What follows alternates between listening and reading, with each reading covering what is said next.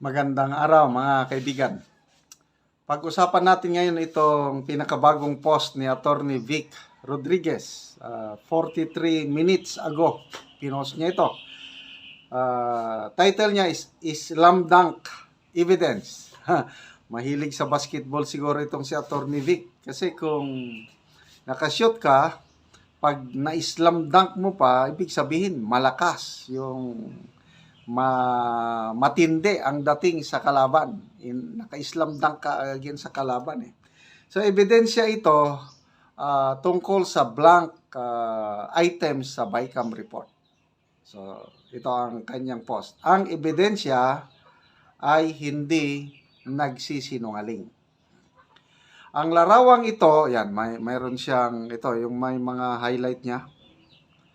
Ang larawang ito ay nagpapatunay na pirmado, ratipikado at inihain bilang enrolled bill ang final bicameral conference committee report na puno ng blanco.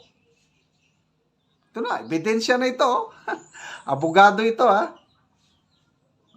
ilang years na ba siyang trial lawyer? Ang tagal na eh. So, basahin ko yung dokumento. Yan, na-highlight oh. Yan. O, yan oh. Yan yung mga blanco. So, basahin ko. Republic of the Philippines, 19th Congress, 3rd Regular Session.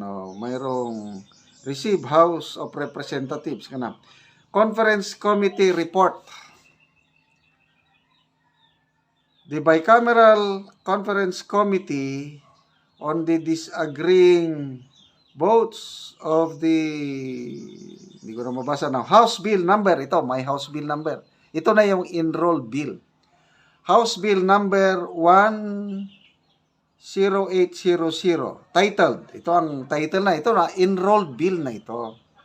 An act appropriating funds for the operation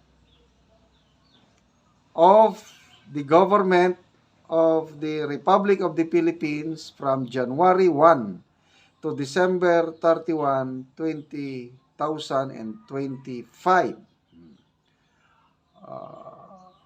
Having met after full and free conference, have agreed to recommend and do hereby recommend to the respective houses that House Bill number 10800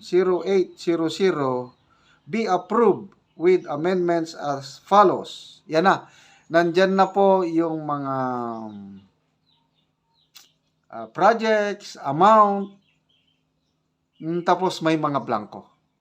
Yon yung sinasabi ni Attorney Vic ngayon na slam dunk evidence na nagpapatunay na yung nadiskobrehan ni Congressman Ungab na ipresentar ni na Attorney Vic at PRRD 4 days ago, tunay.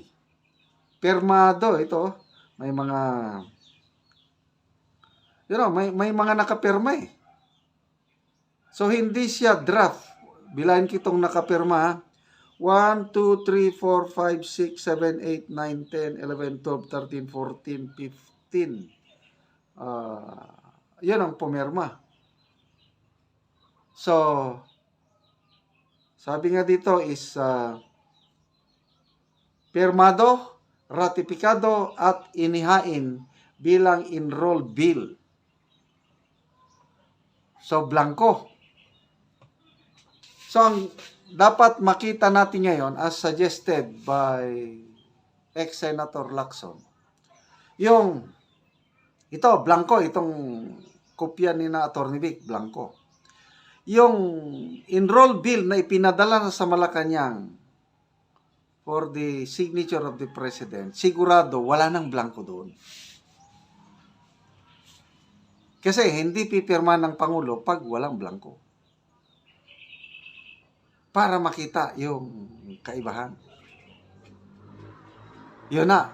pag nakakuha tayo o nakakuha si Atty. Vic o ang mainstream media ng kopya ng enrolled bill iyong pinadala na sa Office of the President, patay silang bata ka.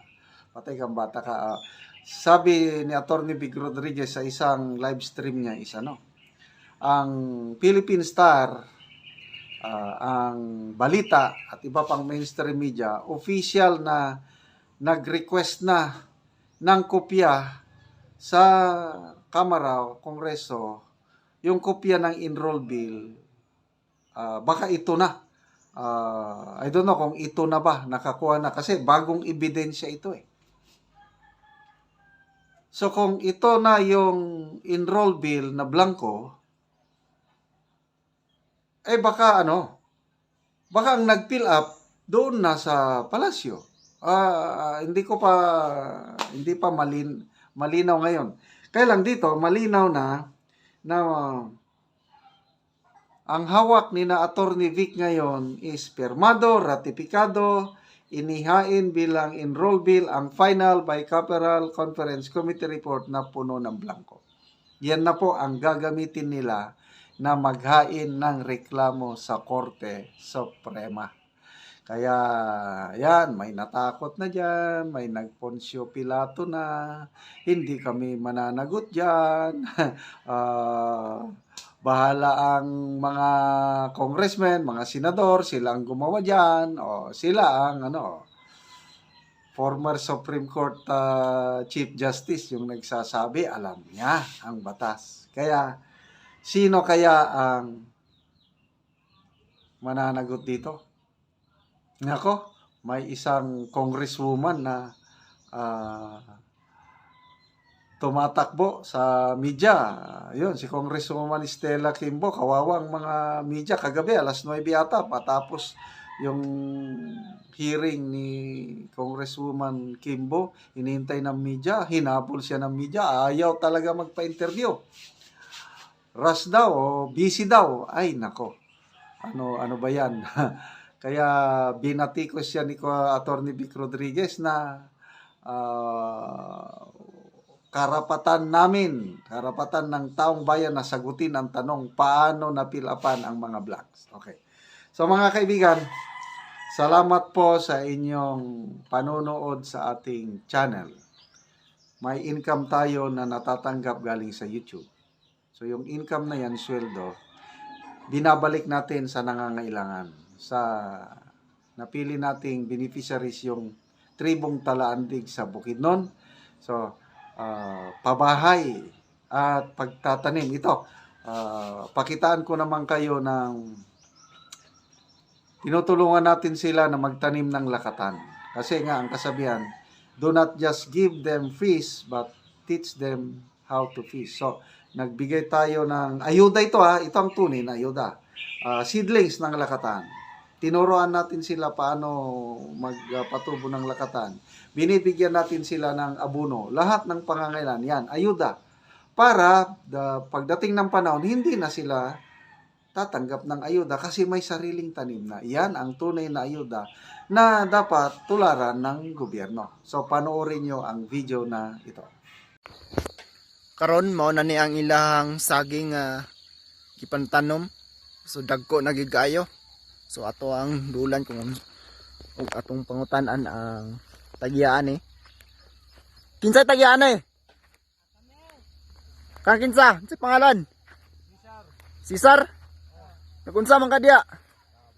Abuno ko. Nag-abuno ka. So dagko naman din imong saging day.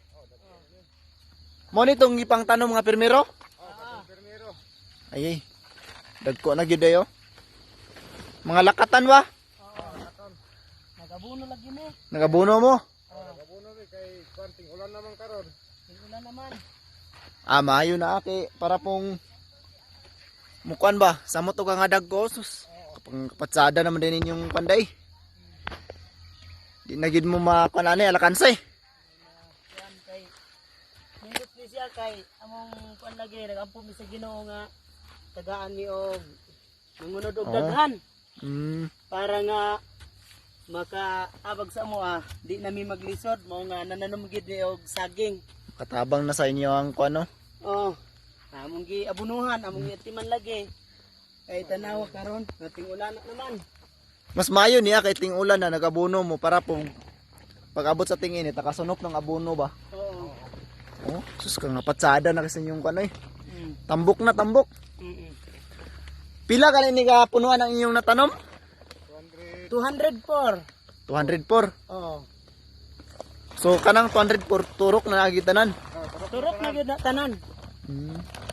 Wala na gyud na turok. Kanang 204 pag mangunod na na di na gid mo makakuan ana. Mm. Bawi na inyong kanana kahago. Oo. Yung mga gipang tanom. Basta i-maintain lang niya pagkuan, ingani ka nga hinlo, Oo. ingani ka tambok ay. Wala na.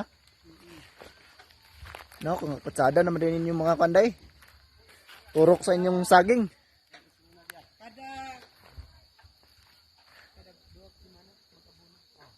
Kada duha ka semana amo man ning ginaplayan mo abuno. Kada duha mo kasi mana aya mo mag-abuno anay. Oo, kada duha ka semana. Ah, Para nga tuloy-tuloy gyud ang iyang katambok. mm. Oo. Para yung dili pud makuan ba? Mm. Para nga dali ra sad mangunod. Mm. Dali ra pud mangunod. Kaya kanin yung ipangkuan pampaunod ba niya og pampatambok ang kuan, abuno. Oo, kining abuno. Sus dagko na ili kayo. Di na gid ni alakansi ani ini ko ana.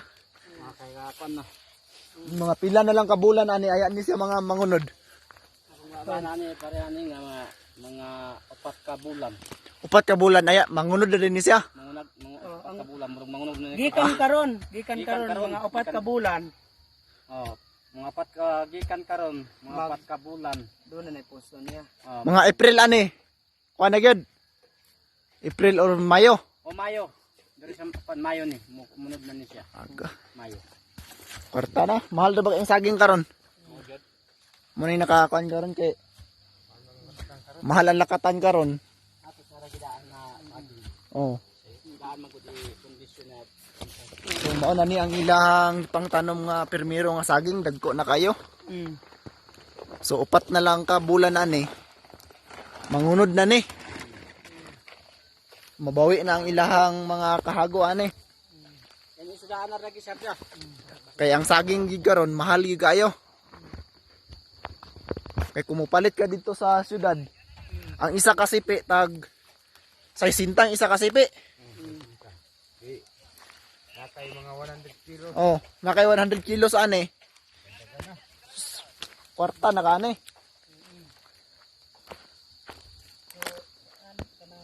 Mao ni ang saging nila ni Cesar o Groslin.